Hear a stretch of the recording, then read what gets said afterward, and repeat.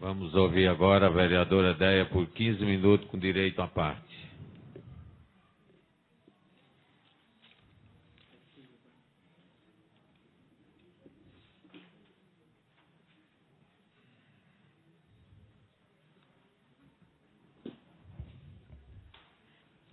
Boa noite a todos e a todas. Boa noite, excelentíssimo presidente desta casa, vereador Teixeira.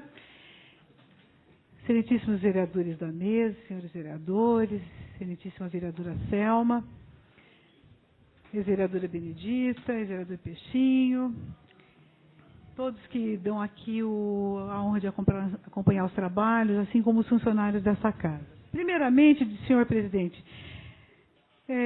dizer que o vereador Rodrigo aqui se manifestou muito bem. Eu penso que, assim que puder, darei com o maior prazer. Muito obrigado. O vereador Rodrigo aqui se manifestou, tem meu apoio. Eu penso que é exatamente assim, o tempo é sempre muito curto e, às vezes, se organizar num texto é muito mais importante. Ele aqui trouxe muitos dados, clareou muitas questões, é interessante como a gente está sempre lembrando os fatos históricos, né? Sempre ter registro muito bem feito nesta casa, isso é muito importante. E eu sigo, senhor presidente, eu vou sair um pouco aqui do município e esfera federal e dizer que o Congresso Nacional, a Câmara dos Deputados e o Senado, ontem, aprovaram um projeto de emenda à Constituição que é dos mais importantes. Todos nós sabemos que a maior parte das mulheres brasileiras trabalham como empregadas domésticas. Hoje nós já temos uma considerável parcela das mulheres trabalhando no comércio. E ontem a Câmara Federal aprovou uma PEC que foi relatada pela deputada Benedita da Silva e pela senadora Lídice da Mata. Benedita da Silva, do Partido dos Trabalhadores, e que é uma emenda à Constituição de 1988 muito esperada. Estende às empregadas domésticas todos os direitos que elas ainda não tinham. Todos os trabalhadores tinham e que ao longo do século passado a gente viu que não foi possível aprovar. Agora, essa PEC aprovada volta para a Câmara e daqui a pouco vai se transformar em lei, tenho absoluta certeza. E nós vamos estender a milhões de brasileiras que trabalham como empregada doméstica e homens também que trabalham como empregados domésticos, apesar de ser um número bem menor, todos os direitos trabalhistas que todos os trabalhadores têm. Isso é muito importante. Nós sabemos que esse emprego que hoje chamam secretária do lar, às vezes dão outros nomes, ele é super importante na proteção da família, no convívio da família, no cuidado dos idosos, no cuidado das crianças. Então, eu não poderia deixar de fazer esse registro, porque desde de 1997, depois em 2000, comecei a acompanhar essa questão e eu sei que ela vai trazer muito mais segurança para milhões de mulheres do Brasil, milhões de brasileiras. Outra questão também do âmbito federal foi que eu participei a semana passada do encontro das mulheres petistas que foram eleitas ou prefeitas ou vice-prefeitas ou vereadoras pelo Brasil todo.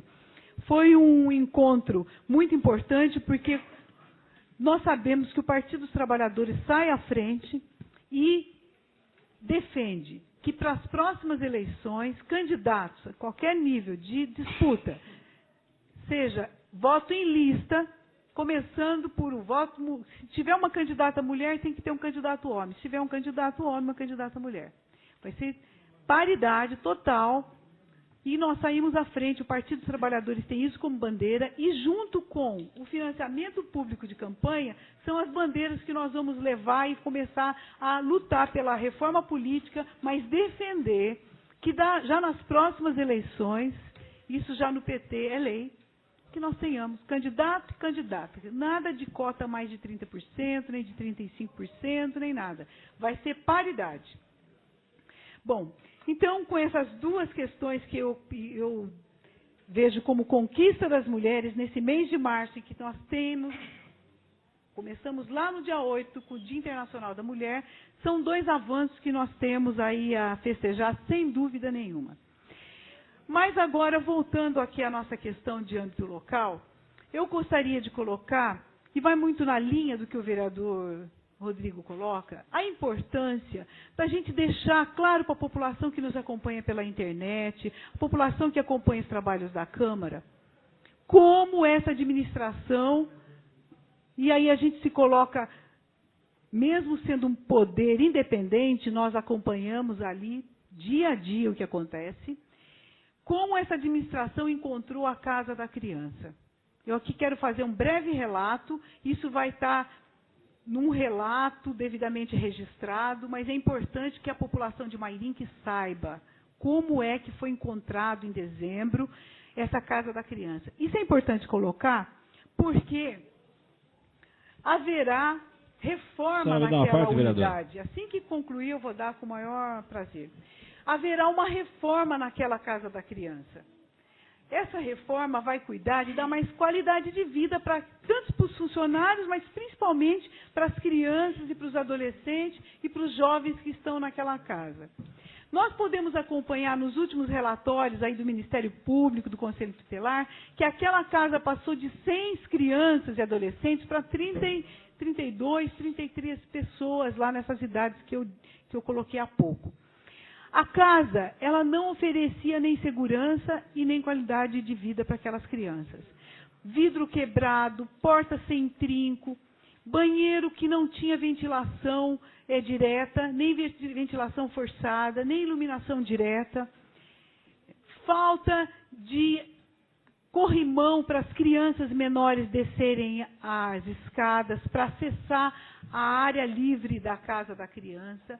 Condições para que as merendeiras possam fazer comida para as várias refeições que as crianças fazem ali. Não tinha acomodações devidamente separadas para os adolescentes do sexo feminino e para os adolescentes do sexo masculino. Nós sabemos que isso é importante, não é? Importante porque pode levar a problemas, então isso aí é o mínimo que a gente tem que dar quando abriga essas crianças na forma da lei.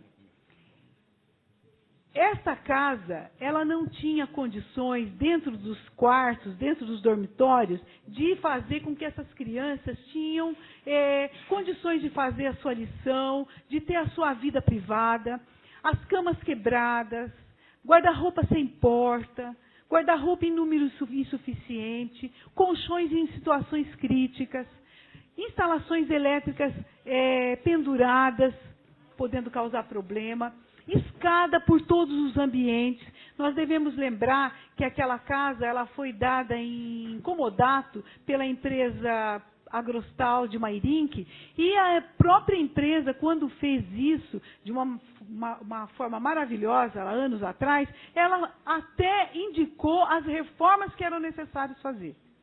As reformas que eram necessárias fazer para abrigar e para dar mais condições do que ela estava oferecendo naquele momento ao município. Nenhuma reforma foi feita.